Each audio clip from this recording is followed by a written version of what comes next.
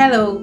So I'll just straight to the point because I don't want to waste your time. Some of us have heard this word wisdom is a principal thing. Proverbs 4 verse 7 says, therefore get wisdom. In all thy getting, get understanding. Yes, if you're like me, you ask a question and say, what then is wisdom? And what then is understanding? Wisdom is important. Not just wisdom, need understanding to be added with it. For so many years, we've heard this wisdom is the principal thing. Get wisdom, in order getting, get understanding.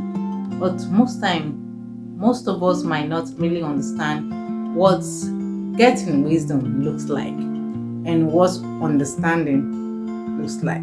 Wisdom is the fear of God. What is wisdom? The fear of God is the beginning of wisdom. Now, breaking it down, what is the fear of God? I've watched many of us and realized that most of us don't really understand what fear of God really means. Some of us has attributed fear of God to going to church, serving in a unit. I fear God, so I go to church. Even though that is a good thing, that does not necessarily mean you fear God, really. Because fearing God is knowing God. Before you can fear someone, do you really know Him? Do you have a personal relationship with Him? Or you fear Him because you were told to fear Him? And you fear Him based on the revelation of your pastor, not based on personal revelation. God indeed is a consuming fire, but He is also a merciful God, a loving God, a slow to anger God. He is all of this thing being God. God commanded us to forgive our neighbors 7 times 70 times. Now, this God that commanded us to forgive our neighbor 7 times 17 times, how many times do you think He will forgive you? You see, because most of us have misdescribed the God that we serve. If He, being God, instructed us to love our enemy, why do you think that God is such a terrible being that you need to fear? So the word fear of God does not necessarily mean being afraid of Him, but it means having a reverential worship of Him.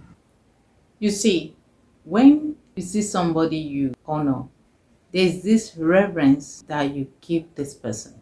You do the things that give him or her joy.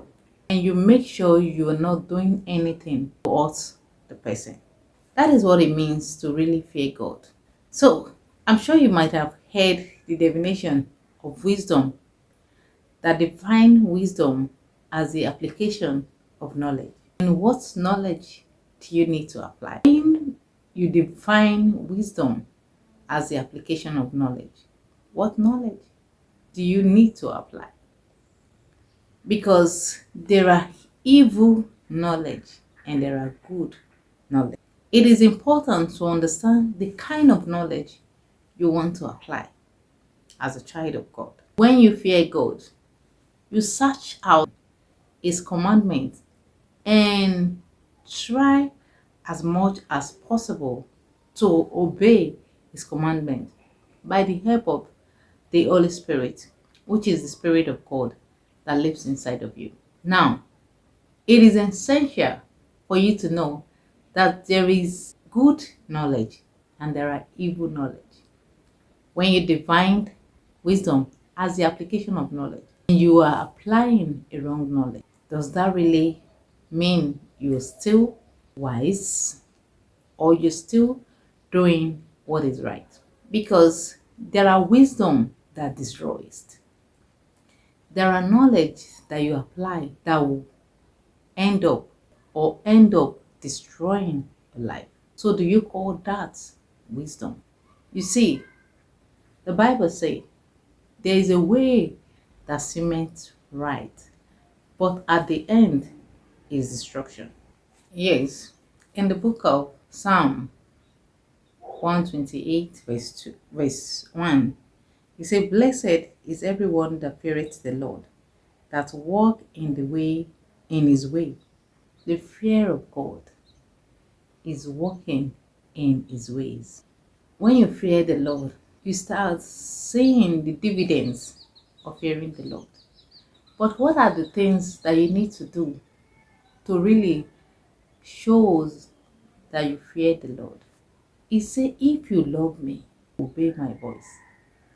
It is very important for us to understand that fearing God is not a religious practice. When you say you fear the Lord, it's for you to release yourself to the obedience of his commandments. It's for you to surrender your will, your wisdom, your earthly wisdom, what you think you know, to the obedience of Christ. Because the Bible says God can make a river in the desert. He can make a way in the wilderness. Now, making a way in the wilderness is not a norm. It's not something that is regular.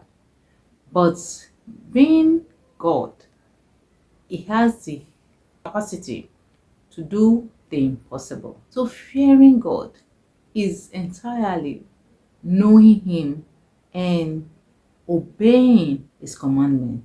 It is trembling at his command. You see, Moses in the Bible was described as a meek man. Why? Because he always obeyed the instruction of God.